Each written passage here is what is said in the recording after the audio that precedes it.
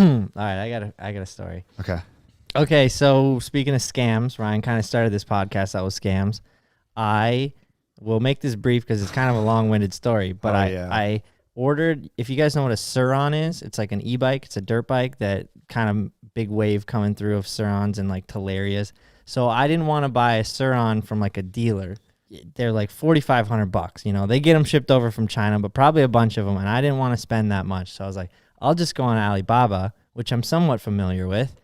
And there's a whole bunch of vendors, and I picked one, and I was like, I just want to buy one. And then if the one is good, comes to my door and it checks out and it's real, then I'll buy like 5 or 6 more for the whole crew. So they're advertising them as real Sarons, not an Alibaba version of a Saron, like not a knockoff. They're advertising as real. Yep. And I made that very clear in the messages. I was like, just making sure this is real. I want it to be real because I've heard of people getting not real ones, and nobody wants to pay half price for a not real one. Yeah. So I got it going, and I like tried to have all my checks and just made sure it was real, made sure the battery was authentic Panasonic, and then they said $2,000 for the bike, $500 for shipping. Shipping is 10 days. Oh man, 10 days. That's awesome. Perfect. Wire them the money. They ship it. Okay, cool. And then after about a month, I'm like, hey, and they're like, you got to check with the shipping company. It's in customs in Mexico. Mexico now? So it went from... Like it went from China to Mexico. I'm like, why didn't it just go to a port in the United States? So you don't want your stuff to be in customs in Mexico because they can do whatever they want. And so that's kind of where it started. I was like, well, why is this not shipping? And they're like, you need to pay customs. Okay, that makes sense. So I hit them up, and they're like, yeah, and it's like fee, charge to $990 to clear it from customs. $990? Shit, man. Okay. I just paid $500 to ship this thing on top of the $2,000. So I'm already $3,500 in if I decide to pay this. I'm just still trying to feel this out. Okay, you can Cash App or Venmo. And so now they're taking you out of like a legit I could have form still wired it if I wanted. But I even didn't want so, it's not through Alibaba or anything like that. No, this is to the shipping company now. And so I still toyed with the idea for a while and messaged the vendor back and forth. I'm just like, I think if I just pay this customs charge, they'll send it. And then I paid this Venmo to just like a random dude.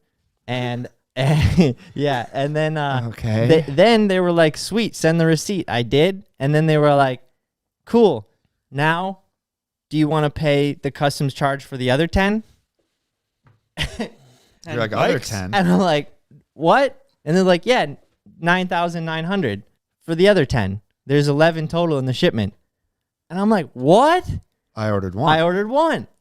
Can you just ship it? No, this shipment has 11. So if you want to pay customs for the rest, then we'll ship it. But 11, when they say, do you want to, could you just be like, no, I just want my one bike? Then that's what I said. And then they were like, okay, well, the shipment's 11. So you have still back and forth with them on that. And then I'm like, why is there 11? 11 Sarons? I wanted one. So I go to the vendor and I'm just like, hey, why is there 11? And they're like, oh, well, we normally don't just ship one. We normally, like I could read the messages, but essentially what they said, we don't normally just ship one. We usually ship 11. What? Okay. To who, though? And that's what I'm like. Because who do they ship the 11 to? Yeah, they're like, we usually only do bulk shipments. You sure you're not getting hustled? No, I'm not sure at all. That's the whole point of this. All right, so if you pay the shipping then for the other 10, do you get them for free? Probably do they not. ship? Are they shipping 11 to you then? Well, or are you just releasing that's the one, and then they're like, sweet, thanks for paying for all of them? You lost me at Venmoing for the customs. That shit ain't coming. Yeah.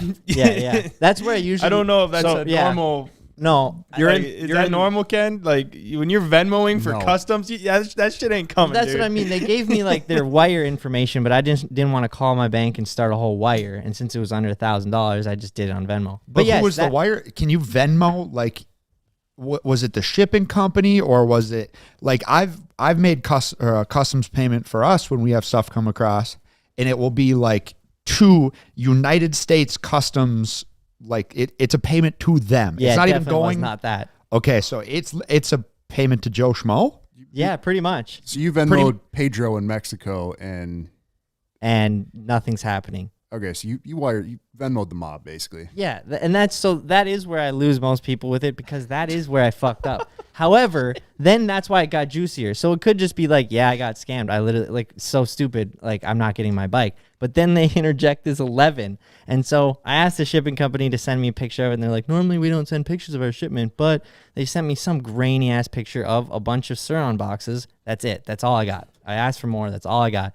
So I'm like, okay, if I release this, will they all be shipped to my house? And they're like, yeah, it's like, this is your shipment. Okay. And then I was like, well, if these end up at my house or at the shop, they're mine. But I still can't take a risk on, they came up with like $7,500 to release it all. I'm not going to take that risk. However, then the vendor says, pay the customs charges, the bikes will get to you, and then we'll negotiate a discounted price for the bikes. And I'm like, what do you mean? Yeah.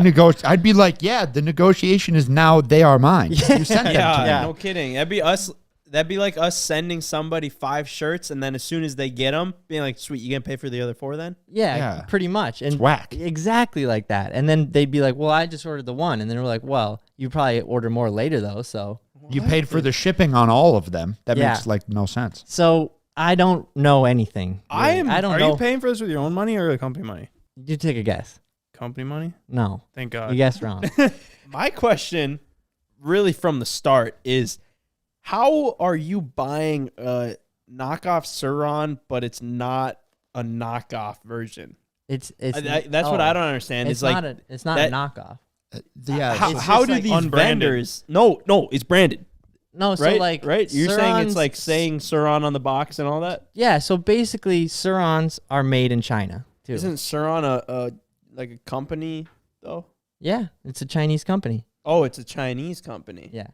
Like a Chinese made. Okay, but still, it doesn't seem to bike. me that like they would have a ton of extras laying around where you could just buy one from a different company that was not Saron. I don't think there's just a Saron factory in China. That's where I think what's going on is it's just like everything else with like Chinese products or most people's merch, or like we could even use a tripod, for example. They all get made in the same place. And then you might be the company that initially like, this is our thing, but they're making them in China. And then the like vendor and those factories in China are not loyal to anybody. Like let's say you wanted to make your own Ethica style underwear. It was that. Yeah. So we tried making our own Ethica style underwear one time, and we talked to these people on Alibaba, whatever, and they had pictures of Ethica, and we sent, to get a sample, and they literally sent us Ethica underwear. Yeah. So you they gave me the template, and then they were like, "Don't tell that that these are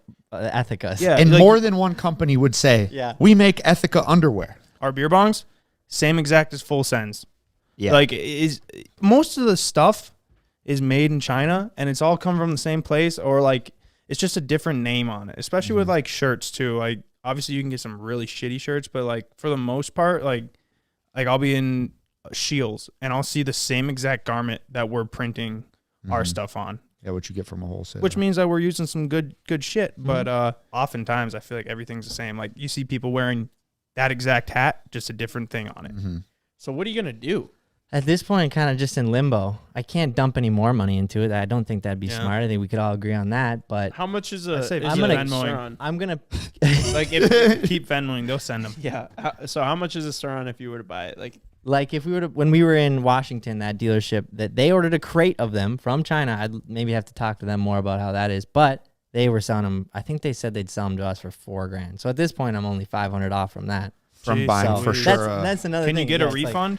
No, I'm sure I can't get a refund. So, can you imagine though? Mike gets this and he's like, "Holy shit, these are like legit!" And then all of a sudden, he just becomes a Saron dealer. And that's what would happen if the one got to me and it was legit. I would take the other 10, and we'd all be happy. It was an opportunity for sure, yeah, because then you could start selling them for $1,000 more or whatever the hell it is. Yeah, the missing variable in all this is that I don't know if they're legit. Also, but then there is still I don't know if they'd even come to my door if I paid that charge. But if they weren't legit and I had 11 of them, I'd be like, this is so stupid. I really wouldn't be surprised though if it shows up and it's just a Saron that doesn't have Saron branded on it. But so we'll see. I'm just gonna keep pushing to get the one. Lots of people have been asking us to ride them on the channel, and so if this all blows over and just turns to nothing, then I guess we'll just have to buy some at full price. But God, I don't know if I'd ever be able to ride it. Let me see the fucking electric. Dude, bikes and me don't go together. Fun. It's like No, a that would two-stroke. not be Oh, good. yeah. I'd fucking That would not move be that good for thing you at so all. quick. Mike, let me see the Venmo. I want to see what It's that. pretty funny. Yeah. So your Dude. transactions, the first transaction, was that made through Alibaba? That was a wire transfer. Have all the receipts, but if it's not through Alibaba, if the invoice is not paid through Alibaba, which they don't usually protect it. try not to do, it's not protected. Yeah. That's why like people always try to get me into WhatsApp and all Yep. this other stuff, but then you're not protected. So there is a slight little bit of protection doing it through the app. Oh my gosh. His name's Jason Lawrence, and it's just a big Mexican dude in a tuxedo. No, at least he's wearing a tuxedo. He's got class. And I love that picture. Looks like he's like, okay, Jason. Wait, Mike, why did you Venmo him and say, who the hell is Jason Lawrence? that was my memo. I just said, who the hell is Jason Lawrence? All right, so Jason Lawrence, who received the Venmo for $990 from Micah. Here are his last Venmo Oh, there we go. transactions. Cindy Lawrence paid him for breakfast I haven't even. This on, is on October 9th. Okay. Cindy Lawrence paid him for prescription meds on September 30th. Cindy Lawrence also paid him September 28th for groceries, you ain't getting that money back. car You ain't tags, getting the new bike. kitty supplies, pet supplies and food, dinner, Disney chores. I'm sure his Venmo is It hooked looks up like with he- customs though. Yeah, he fucking asked Siri and goes, what do people do on Venmo? dude. I think. Mike. Yeah, no, I'm definitely not getting the money back, but like, I guess at the end of the day, it's still up to the shipping company because they took. There is no shipping company. It's Jason You Lawrence, got who's a scammed, fucking man. idiot. You got scammed. Hold Ja- up, Mike. Who Jason- did you pay the original $2,000 to? to hearsale.inc, which is the vendor of the Saron. Okay. Hearsale.inc. They all have weird names, so that's Yeah. fine. Yo, we should get CoffeeZilla involved What? in this one. Have we ever had any of our shipments be held in customs in Mexico? No, they always go direct to the U.S. Right, Right. that's Because- what I thought. And when you get the message, it's like it is stamped like U.S. Customs and Border Patrol. Like it's a legit document that you fill in all the stuff from the company there, your company here. Like it's a pretty legit transaction. My concern, I mean, I feel bad that you lost the $900 to Jason Lawrence, but I hope that you can get the $2,500 that you paid to Hearsale Inc. back. I hope there's enough, data there that you're able to retract that wire. Yeah, at this point, that would be great. Because I mean, otherwise that's a $3,500 thing. That's a Saron. So, Mike, what did Jason Lawrence say to convince you to just Venmo him $1,000? I have actually never spoken with Jason Lawrence. What was the transaction, or what was like the communication between you and somebody that was like, yes, you just Venmo Jason Lawrence $990 and it was- he will hand He'll deliver take it. care of it. It was basically me just asking if I can pay through Venmo because they said Cash App. I'm like, well, no one uses Cash App. Dude, they were sitting in some They little. were stoked. They were sitting somewhere and they go, "This guy's dumber than we thought," and they high fived.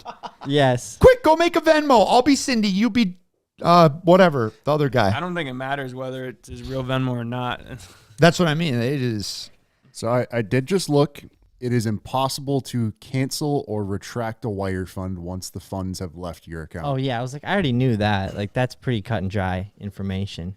Well, Mike, if it makes you feel any better, I lost $2,500 in Vegas, and you lost just a little bit more than that on a Saron. Yeah. So life kicks you in the nuts sometimes. Next time, you should just drive down Main Street DL and start throwing $100 bills out the window. I feel like Yeah, at least it'll go to some good, Yeah. possibly. the down the drain.